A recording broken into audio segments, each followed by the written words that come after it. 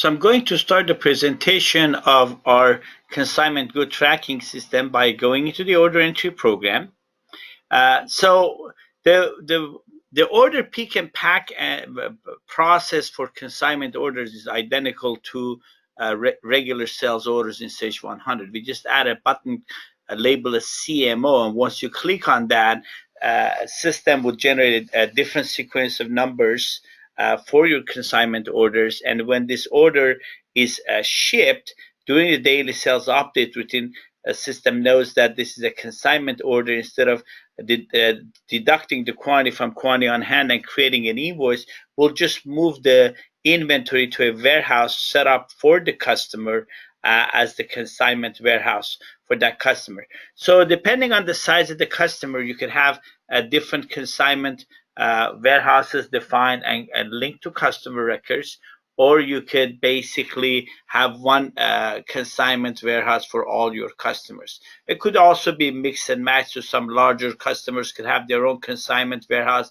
The smaller ones could be grouped together. So here we clicked on the CMO. It just displays the CMO order on the screen, so that the person knows that that they're entering a consignment order. The rest of it, the pick and pack process, is just like any other sales order in Sage 100. That was not. So then you just enter the quantity and the next item. And again, the process is identical. If I go into the invoice data entry program, bring this transaction up, or if I go into the shipping data entry, I'm just bringing the order up.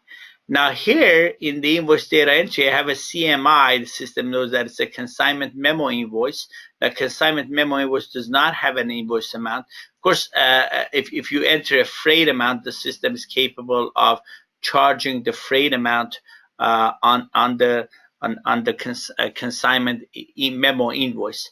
So we'll create an AR only for the memo invoice. So the fact that we did a consignment memo invoice is showing us the consignment orders that we have in the system.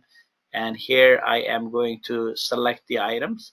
The two other buttons here, one is billing notification. So once you get a notification from the customer that they've actually sold the product, then you have the ability to create a billing notification. We'll go do that, and you'll see how system would allow us to at that time create an invoice and update the product as sold from the consignment warehouse.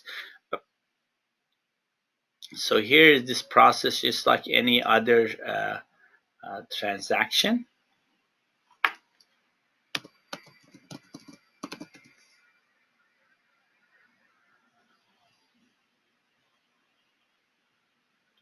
Okay.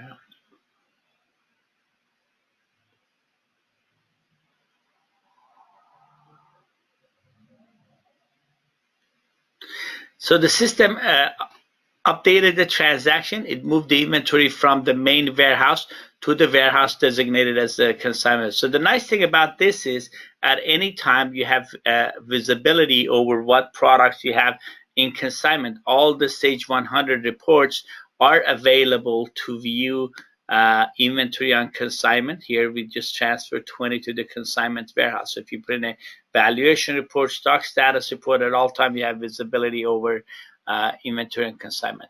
Of course, you have consignment reports that you could generate, which would show you what product you have in consignment at each warehouse, and as well as each customer has what product on consignment.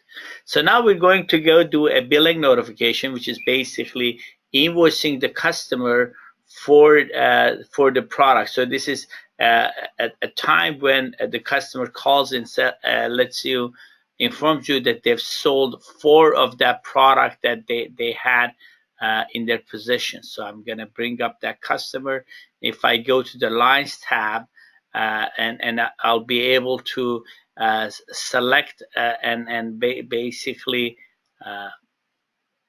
select the item, and it would show one or multiple consignment invoices that product was originally sold to that customer. Notice that it says consignment price, quantity consignment, quantity for invoice. So you can select this, and basically if they've informed you that they've sold 4 of them, you select 4, and at this point you can just invoice the customer for the 4, and the system will track that the remaining quantity still on consignment until at a later time they inform you that they sold that product. So vendor return does the exact opposite of that. So if you've shipped some product to the customer and they inform you that they're not able to sell those and they want to return it, vendor return would bring the product back from the consignment warehouse back into your main warehouse. Here we actually sold the quantity, so 4 of that quantity got sold out of the consignment warehouse. So after we update this transaction, we can go back to the inventory item and see that we no longer have 20 of that in the consignment warehouse. We only have 16. So that got 4 got sold from that consignment. Customer got an invoice at that time. Again, the invoice that is generated at the time of the order pick and pack of the consignment can include things like freight, but the product itself is invoiced when you invoice it using the billing notification. Notice that we have a billing notification vendor return import, which will give you a flat file format. And if you have a lot of products on consignment and your customers want to just give you what's sold and what's returned to you with a flat file, you can import that and generate the transaction at that time. So this is a quick overview of the consignment good tracking system that allows you to view what you have at consignment at each customer site. Thank you.